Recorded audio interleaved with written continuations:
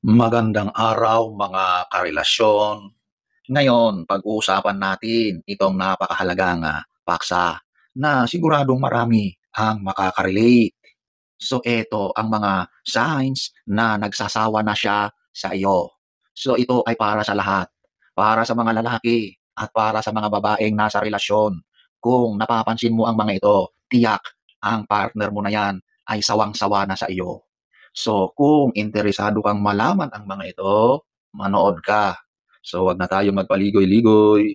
Number one, palaging busy pero online. Isa sa pinakaunang senyales ay ang pagiging busy ng partner mo. Pero kapag chinek mo ang online status niya, halos active siya palagi.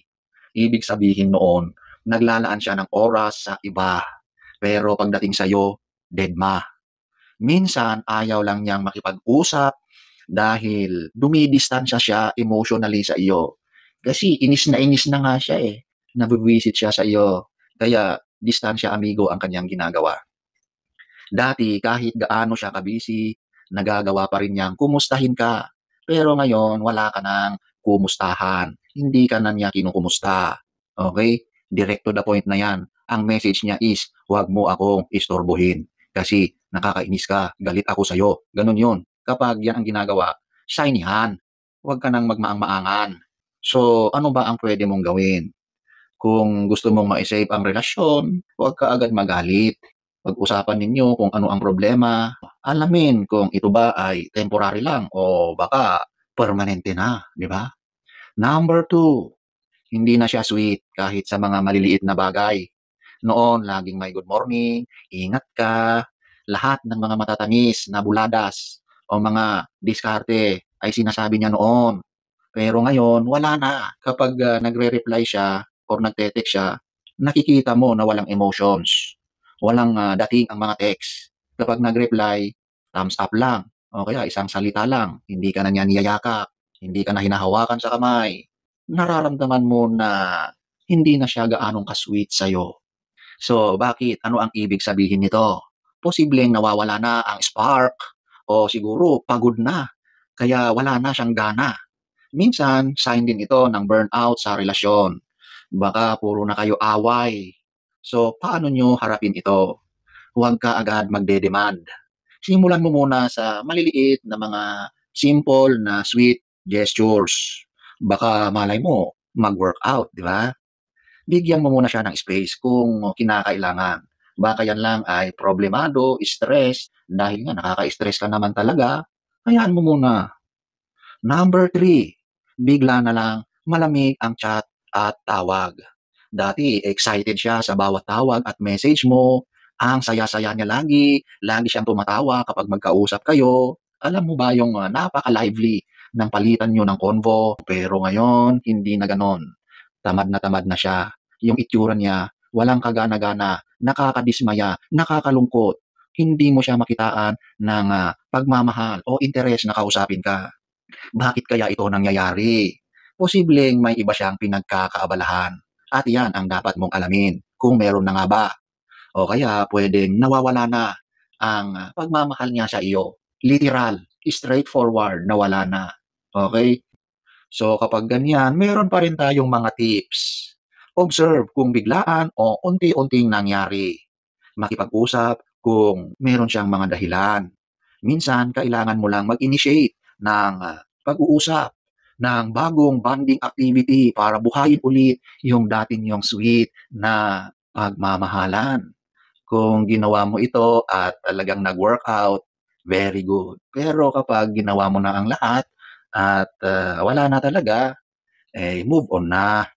Number four, wala na siyang pakialam sa nararamdaman mo.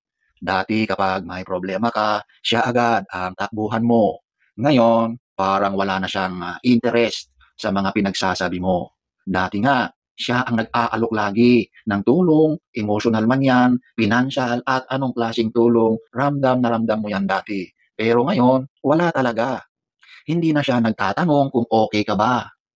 Kapag nagsasabi ka ng feelings mo, wala siyang reaksyon. Ang mas masaklap pa, para pa siyang naiinis lalo. So, ano ba ang nangyayari kapag ganito? Maaring emotionally detached na siya. Siguro marami na kayong pinagdadaan ng problema, kaya dumarating na sa punto na ganyan na. Puwedeng may ibang iniintindi na siyang iba, iba talaga o pagod na siya sa relasyon niyo. 'Yun ang katotohanan. So, magbigay pa rin tayo ng tips baka sakali. Sabihin mo sa kanya na mahalaga sa iyo ang emotional support. Suriin mo kung healthy pa ba ang relasyon o hindi na.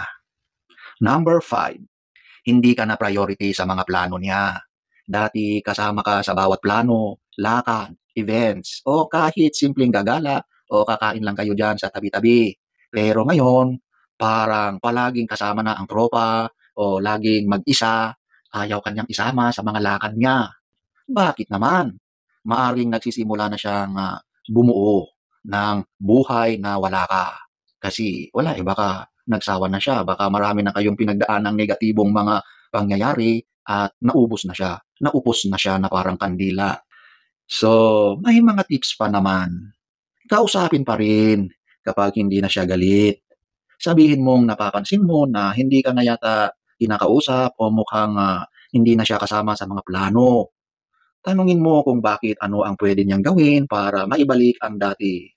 If all is well and good, very good. If all is bad, very bad. Number 6, parang napipilitan na lang siyang kausapin ka. Napapansin mo na sa chat, tawag, parang wala siyang gana.